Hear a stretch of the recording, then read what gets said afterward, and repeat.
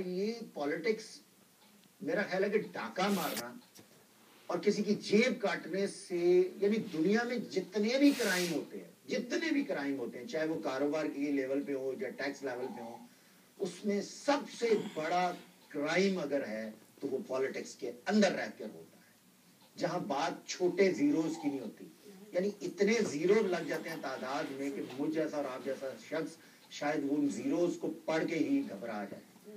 اس level پہ crime politics کے اندر ہوتا ہے. اور یہ پچھلے 30-35 سال کی پاکستان کی تاریخ کے بہت بڑے کرائمز ہوئے ہیں پالیٹکس کے اندر، جن پر ابھی تک پڑتا ہے، چاہے وہ بینک کی پرائیویٹائزیشنز ہیں، چاہے وہ شوگر ملوں کی پرائیویٹائزیشنز ہیں.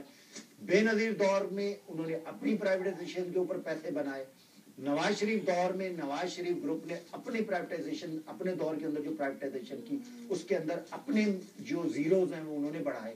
تو یہ وہ ایک کرائم ہے جو بڑے پڑھے لکھے انداز میں، بڑے مہذب انداز میں آپ لوگوں کی آنکھوں میں ایک اعلیٰ درجے کی مرچ ڈال کر وہ کیا جاتا ہے.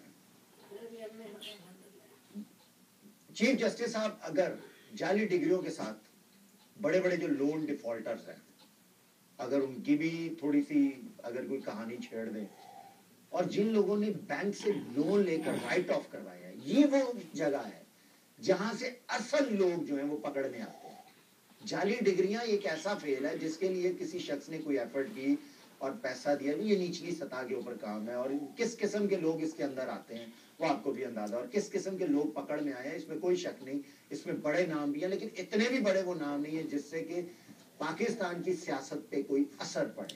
کیونکہ جن بڑے ناموں کا میں ذکر کر رہا ہوں اس میں Pakistan P M L N کے میاں نواز شریف ہے، اور دوسری طرف پاکستان پیپلز پارٹی کا وہ دور جب ذوالفقار علی بھٹو سے شروع ہوا اور آج زرداری تک پہنچ گیا. اور بدقسمتی پاکستان پیپلز پارٹی کی اس 4 تاریخ کو ذوالفقار علی بھٹو کی جناب جو ایک آپ رسم ادا کرتے تھے ہر سال ان کے دربار پہ، اور اتنا بڑا جو مجمع اکٹھا کیا کرتا تھا، وہ اس دفعہ 4 تاریخ کو کینسل ہو گیا. یہ پاکستان پیپلز پارٹی ذوالفقار علی بھٹو کی موت کے بعد یہ پہلا موقع ہے کہ پاکستان پیپلز پارٹی کی تاریخ میں جو اپنے آپ کو بھٹوازم اور بھٹووین کے فالوورز کہتے ہیں، اس دفعہ انہوں نے 4 تاریخ کو بھٹو کے برسی منائی. تو اس پر بھی اگر کوئی ریمارکس دینا چاہیں تو ضرور دیجیے گا.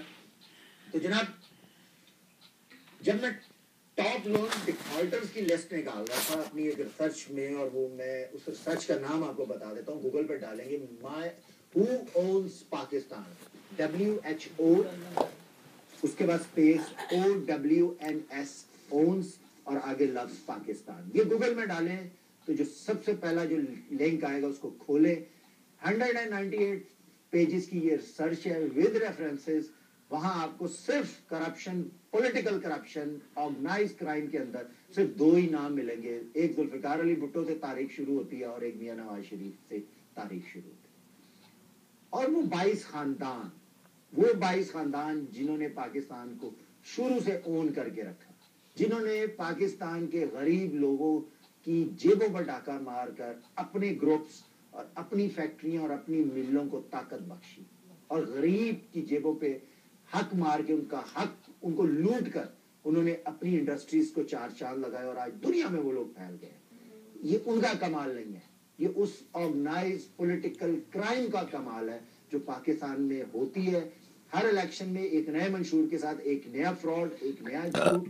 اس کے انٹروڈکشن کے بعد ہم اور آپ بیوقوف جاتے ہیں، ٹھپا لگا دیتے ہیں ان نشانوں کے اوپر جو ہماری زندگیوں کا جو فیصلہ کرتے ہیں. اس کا نتیجہ یہ 5 سال کا دور نہیں، یہ پچھلے 35 سال کا دور آپ اٹھا کے دیکھ لیں، آپ کے سامنے رزلٹ آ جائے گا. جب میں لون ڈیفالٹرز کی لسٹ پڑھ رہا تھا تو اس کے اوپر اب مجھے نہیں سمجھ آتی کہ لوگ اندھے ہیں، بہرے ہیں، سمجھ نہیں سکتے ہیں، کورٹ میں کیسز ہیں. پاکستان کا سب سے بڑا لون ڈیفالٹر جو ہے وہ اتفاق گروپ ہے، جس کا تعلق پاکستان مسلم لیگ نون نواز شریف کے ساتھ. اس کے باوجود he is eligible as a candidate in elections. اس کے باوجود وہ پورے کا پورا خاندان ایلیجیبل ہے الیکشنز میں لڑنے کے لیے، اور اس کے باوجود آج بھی وہ آپ کا اور مجھ جیسے کئی بیوقوفوں کا من پسند لیڈر ہو. تو جناب یہ ڈیفالٹرز کی لسٹ 1996 اتفاق 2891 ملین اور 97 میں 3013. یہ ریفرنسز کے ساتھ ریکارڈ کے اندر موجود ہے. یہ جو میں نے آپ کو ایک ریفرنس دیا, ہو اونز پاکستان, اس میں آپ چلے جائیں, اس کے اندر